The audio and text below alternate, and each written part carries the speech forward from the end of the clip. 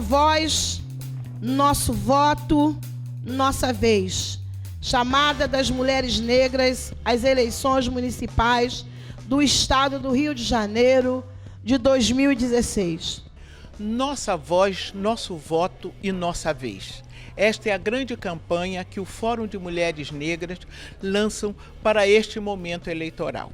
Isso porque nós, mulheres negras, não queremos ter nenhum retrocesso. Nós, mulheres negras, não queremos que haja nenhum retrocesso nas nossas conquistas. E é importante estar representando o Legislativo Municipal porque é o local onde as pessoas moram. E nós, mulheres negras, precisamos implantar essa política nos nossos municípios. Políticas que levarão a um conhecimento e um reconhecimento do papel da mulher negra no contexto político. É por isso que essa campanha já tem mais de 1.500 mulheres negras que vão estar candidatas, seja vereadora, vice-prefeita ou prefeita, para esse pleito de 2016. O Fórum Estadual de Mulheres Negras do Rio de Janeiro se dirige às eleitoras e eleitores, às candidatas e candidatos e aos partidos políticos, chamando a atenção para alguns pontos que devem ser atendidos nessas eleições municipais, considerando o tamanho da população negra no Brasil e das mulheres negras em especial. Me surpreendeu muito a quantidade de mulheres negras que estão disputando essas eleições. São mais de 1.500 mulheres, precisamente 1.547 mulheres no estado do Rio de Janeiro. Isso traz para a gente um olhar de força, um olhar que cada vez mais as mulheres negras estão indo para dentro dos partidos e disputando cargos. Mas é importante a gente saber como chega no partido e o que o partido faz por nós. Se é somente para cumprir cotas, a gente tem que rever isso e discutir dentro do partido.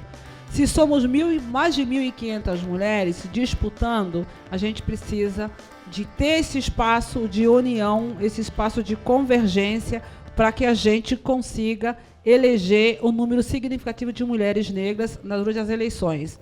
Como a Cláudia disse, o documento que a gente está soltando hoje, ele é um documento que ele não tem data de validade, mas a gente precisa de pegar esse documento e levar com a gente para todos os lugares, porque ali estão as principais bandeiras das mulheres negras. Ali está o que a gente precisa, principalmente a nível de município. E o que os municípios podem fazer para a gente enquanto políticas públicas. Esse documento ele tem que ser referendado por todas nós para que ele tenha força política e que a gente consiga colocar isso nas pautas dos nossos municípios.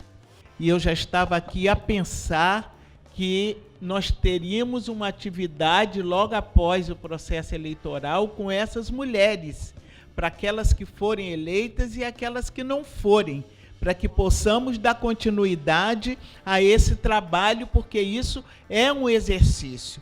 Quero dizer que a gente está começando um processo diferenciado de apoio e dizer que a militância, para quem fez a opção da militância partidária, queria dizer para vocês que a militância partidária não se encerra quando encerra um processo eleitoral.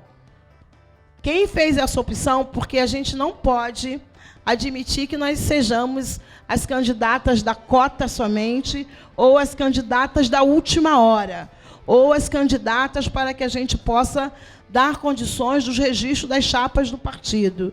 Então, por isso, eu espero mesmo que as companheiras que se propõem esse processo, que se colocaram, pensem na militância interna para se fazer valer, independente do resultado das urnas. Eu gostaria muito que a gente refletisse isso, né? É muito importante. Nós sabemos muito bem as resistências que existem no cenário local e nacional em relação aos nossos direitos. Toda sorte, nós também sabemos que nessa última década, os avanços foram muito expressivos. E nós nos devemos colocar a tarefa de não voltar atrás. Então, acho que essa reunião que a gente faz é pública mesmo, não é à toa que nós divulgamos como divulgamos, porque nós temos alguma coisa a dizer e também nós temos alguma coisa a dizer que não passarão por cima dos nossos direitos. Nós por nós, votem nas mulheres negras! Nessas eleições, mais de 1.500 mulheres negras estão se candidatando aos cargos de vereadoras, prefeitas e vice-prefeitas, tomando a decisão de representar e legislar as suas cidades, assumindo um importante papel de responsabilidade social, fazendo prevalecer o seu direito de, como cidadãs, se candidatarem e atender às demandas dos seus bairros, comunidades, favelas, periferias, ocupações como parte de suas cidades. O que eu acho de uma história nossa é que, sim, em 95 teve uma grande marcha dos 300 anos de Zumbi, nós estivemos. 10 anos depois, né, Zumbi mais 10, teve uma nova marcha. E, nesse momento, as mulheres negras resolveram que não era só para falar contra o racismo, ou só falar sobre as políticas gerais.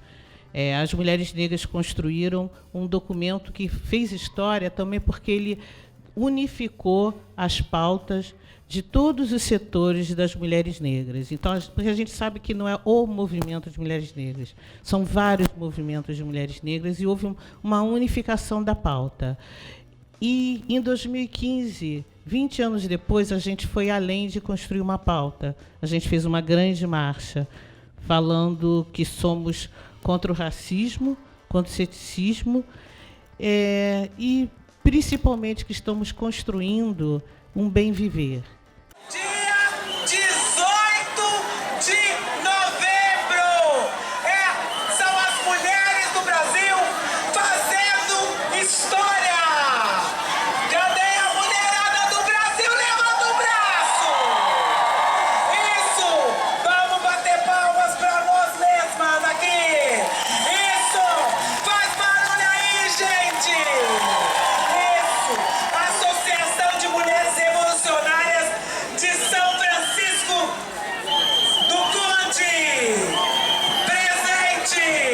Essa marcha histórica nossa, enorme, que avançou por Brasília para mostrar para todo esse país que mudanças são necessárias e mostramos a cara de quem quer fazer essa mudança mais que necessária. E estamos nós aqui no ano seguinte, não esperando os próximos 10 anos, mas já fazendo disso um cotidiano.